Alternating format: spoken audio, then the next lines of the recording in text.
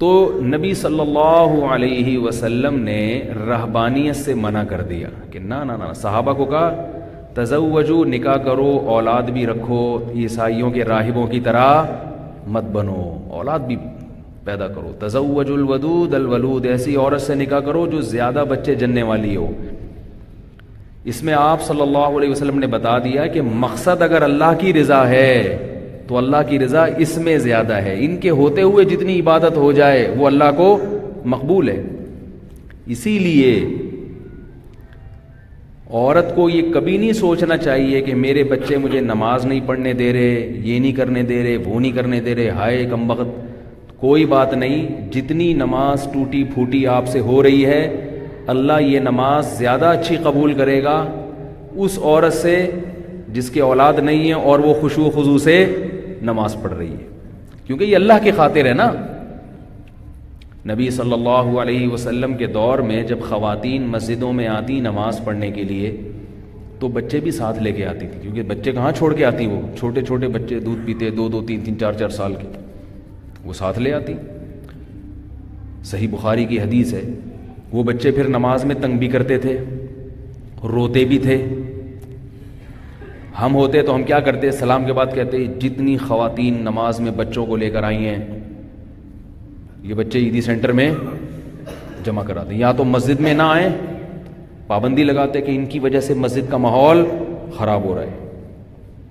ایک اعتراض تو ہم یہ کرتے. دوسرا اعتراض یہ کرتے ہماری نماز میں خشوع و خضوع میں خلل ہو رہا ہے. کیا خیال ہے؟ ہم اتنے خشوع و خضوع سے نماز پڑھ رہے ہیں اور وہ جو کونے کی صف کے کونے میں جو خاتون کھڑی ہوئی ہیں اس کا بچہ رو رہا ہے، تو اس کو گھر میں یا اس کے سیلنسر لگا کے آیا کرو بچے کو، کیونکہ بچہ جب روتا ہے نا تو بغیر سیلنسر کے روتا ہے، وہ پوری اس کو تو کوئی ہوش ہی نہیں ہوتا نا کیا ہو رہا ہے، پورا گلا پھاڑ کے روتا ہے. وہ کوئی سو رہا ہے جاگ رہا ہے اس کو اس سے کوئی غرض نہیں ہوتی. تو ہم کیا کرتے ہیں؟ نکالو ان کو یہاں سے. اور خواتین کا مسجد میں آنا کوئی فرض بھی نہیں ہے. آپ صلی اللہ علیہ وسلم نے ترغیب دی کہ عورت کی گھر کی نماز مسجد کی نماز سے بہتر. تو آپ تو یہ فرما سکتے تھے کہ بھائی تمہارے لیے جب مسجد میں آنا ضروری بھی نہیں ہے، ایک جائز کام ہے، تو اس جائز کام کے لیے سب کی نمازوں کو خراب کرنے کی کیا ضرورت ہے؟ نہیں آ رہی سمجھ میں. یہی فرماتے ہیں نا کہ بھئی چلو فرض واجب ہوتا تو ہم کہتے بھائی بچے تو چھوڑ کے آ نہیں سکتی، مجبوری میں فرض کام ہے. فرض بھی نہیں ہے جماعت سے، پھر بھی آپ صلی اللہ علیہ وسلم نے ان کو اپریشیٹ کیا. کیسے؟ کہ جب کوئی بچہ روتا تھا اور ماں پریشان ہوتی تھی تو آپ اپنی نماز مختصر کر دیتے تھے. سمجھ رہے ہو کتنا خیال کیا بچے والی عورت کا کہ اپنی نماز مختصر کر دی کہ اس کو تکلیف نہ ہو، اس پہ پابندی نہیں لگائی. ہم ہوتے ہم کہتے تمہاری وجہ سے میں نماز مختصر کر رہا ہوں، میں تو خشوع و خضوع سے آج پڑھنے والا، تو میرا پورا سورہ رحمان کا موڈ تھا اور اس عورت کے بچوں نے چیپیں لگائی ہے، ٹیپیں ان کی وجہ سے ہم قل ہو اللہ پڑھ کے رکوع کر رہے ہیں. ہم تو یہ کرتے ہیں نا، ہماری تو نماز، بھائی ہم نماز پڑھ رہے ہیں اور یہ کتنی رعایت کی، کوئی بات نہیں. نہ پابندی لگائی مسجد میں آنے پر، نہ بچوں کے آنے پر پابندی لگائی، نہ ان کے رونے پر پابندی لگائی، اور نہ یہ کیا کہ اپنی نماز کو مکمل کیا، بلکہ نماز کو کیا کر لیا؟ مختصر، اور حوصلہ افزائی کی. اس میں بہت ساری چیزیں سیکھنے کی. اس بات کی علامت ہے کہ آپ صلی اللہ علیہ وسلم بچوں والی عورت کی کسی بھی طرح سے حوصلہ شکنی پسند بولتے کیوں نہیں یار؟ نہیں کرتے کسی بھی لحاظ سے، کوئی بات نہیں. یہی مطلوب ہے، ہم نماز مختصر کر لیں گے، تم بچے نہ بچے جننا چھوڑو اور نہ بچوں کی تربیت چھوڑو. مسجد میں آئے گی تو کہاں رکھ کے آئے گی بھائی؟ وہ بچے کہاں رکھ کے آئے گی وہ بچے؟ کوئی بات نہیں، لے آؤ ساتھ، ہم نماز مختصر کر لیں گے. کتنی ہو اس میں خواتین کو ترغیب ہے کہ بہت بڑی عبادت ہے اپنے بچوں کو پالنا، کیونکہ یہ نئی نسل تیار ہو رہی ہے.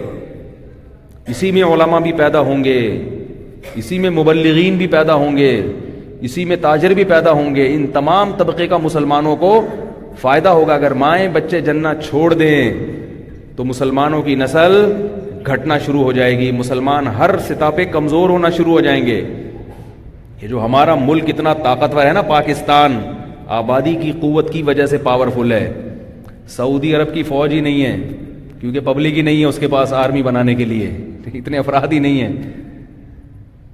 خیر یہ ایک الگ موضوع ہے. تو میں جو عرض کر رہا تھا کہ اگر خواتین کی نماز میں بچوں کی وجہ سے خشوع و خضوع نہیں ہوتا تو پریشان نہ ہوں، یہ سوچ لیا کریں کہ اللہ اسی نماز میں انشاءاللہ پورا اجر دے گا.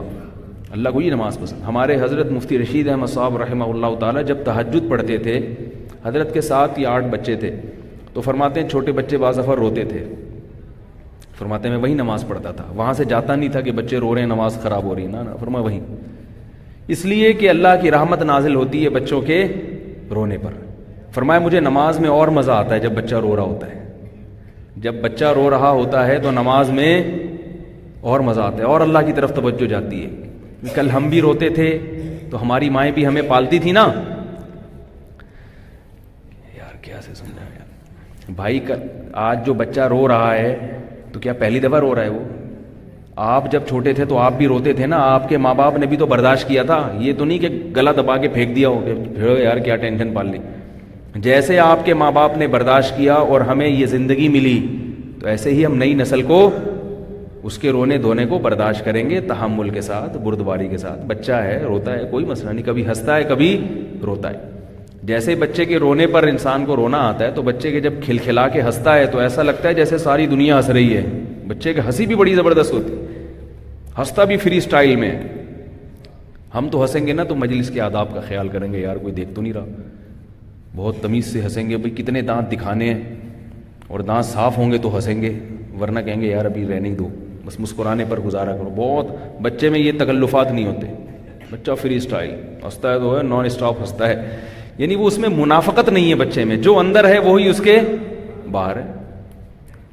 تو اس لیے بچہ رو رہا ہو، تنگ کر رہا ہو. اور ایک جنرل نالج کی بات آپ کو بتا دوں کہ بچوں کے رونے پر زیادہ پریشان بھی نہ ہوا کہ ہائے پتہ نہیں کیا ہو گیا اس کو، ہائے پتہ نہیں، کچھ بھی نہیں ہوتا، رونے دو.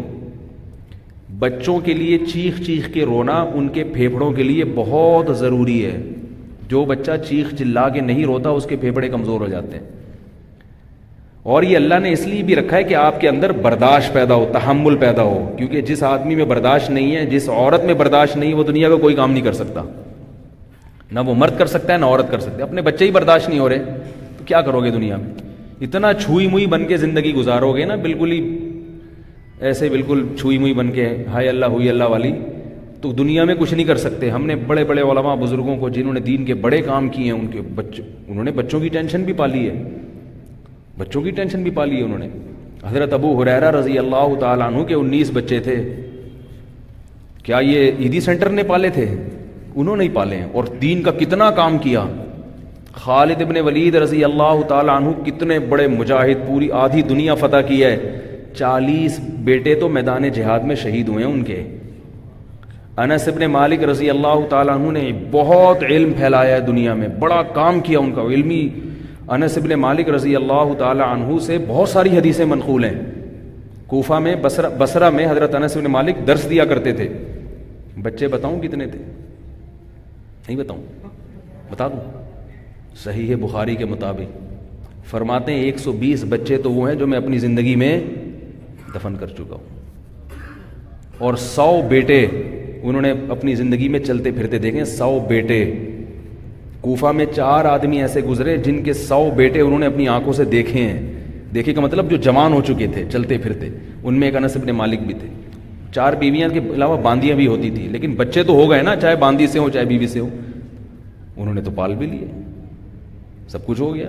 بچے خود تربیت کر رہے ہوتے ہیں ایک دوسرے کی. بچے زیادہ ہوتے ہیں ماں باپ کا بوجھ ہلکا ہو جاتا ہے، کیونکہ وہ خود ایک دوسرے کو سنبھال لیتے ہیں. ایک کو پالنا مشکل ہے، ہر وقت ماں باپ کے ساتھ چمٹا رہے گا وہ، ہر وقت. تو خیر اس لیے آپ صلی اللہ علیہ وسلم نے چونکہ ترغیب دی ہے، بھائی خاندان بھی ہوگا، اور مسلمان کا خاندان چھوٹا نہیں ہوتا، کیسا ہوتا ہے؟ بڑا ہوتا ہے. تو یہ بڑا خاندان ہے تو ذمہ داریاں بھی اسی حساب سے. جب ذمہ داریاں ہیں تو مسجد میں آ کے اگر بیٹھ جائے گا تو ذمہ داریوں کون نبھائے گا بھائی؟ کیا خیال ہے؟ تو یہ آلو پیاز ٹماٹر انڈے لیتے آنا، دہی لیتے آنا، ٹینشن لینے کی، اسی میں ثواب ملے گا.